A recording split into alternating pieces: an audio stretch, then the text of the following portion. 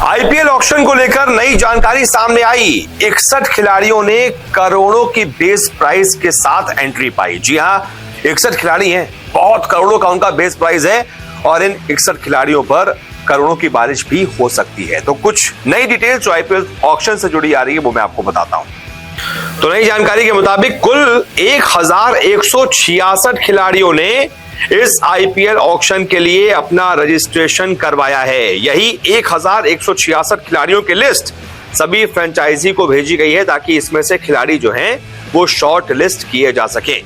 सभी टीमों को मिलाकर इस मिनी ऑक्शन में 77 खिलाड़ियों पर बोली लग सकती है। कुल स्लॉट जो खाली है वो 77 है और बताइए 1166 खिलाड़ियों ने इसके लिए अपना रजिस्ट्रेशन करवाया है। और ये जो 77 प्लेयर्स हैं जो स्लॉट खाली हैं इसमें से 30 स्लॉट जो है वो विदेशी खिलाड़ियों के खाली हैं। यानी कि इस नीलामी में फ्रेंचाइजी जो हैं अलग अलग वो कुल मिलाकर 262 करोड़ रुपए इन खिलाड़ियों पर खर्च कर सकती हैं।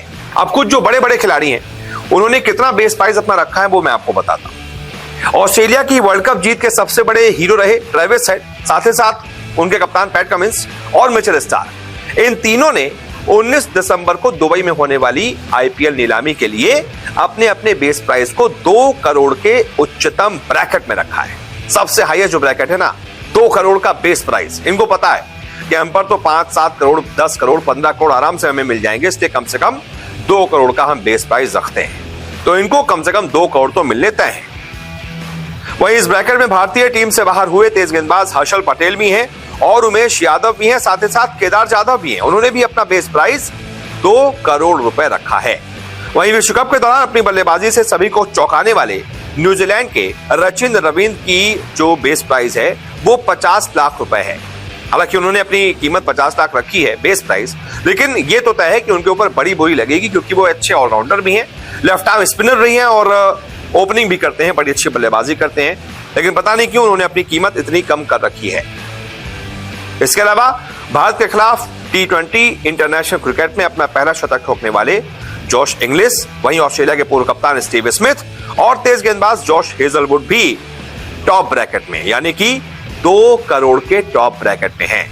वहीं कुछ और खिलाड़ी भी हैं जैसे कि दक्षिण अफ्रीका की नई तेज गेंदबाजी सनसनी गेराल्ड कोएट्जी और साथ ही साथ खतरनाक बल्लेबाज रासी वेंटर दुसे, इन्होंने भी अपनी बेस प्राइस जो है वो 2 करोड़ रुपए के ब्रैकेट में रखी है। इसके अलावा आरसीबी के पूर्व शानदार ऑलराउंडर वनिंदु हसरंगा, इन्होंने 1.5 करोड़ रुपए अपना बेस प्राइस रखा है, यानी कि बाकियों से थोड़ा सा कम। तो अब बीसीसीआई ने फ्रेंचाइजियों से ये अनुरोध किया है कि वो नीलामी रजिस्टर में सूचीबद्ध नहीं होने वाले जो बाकी खिलाड़ी हैं उनके अनुरोधों का जवाब दें। अगर अनुरोधित खिलाड़ी पात्र और इच्छुक हैं तो उन्हें ऑटोमेटिक रूप से नीलामी में शामिल कर लिया जाएगा।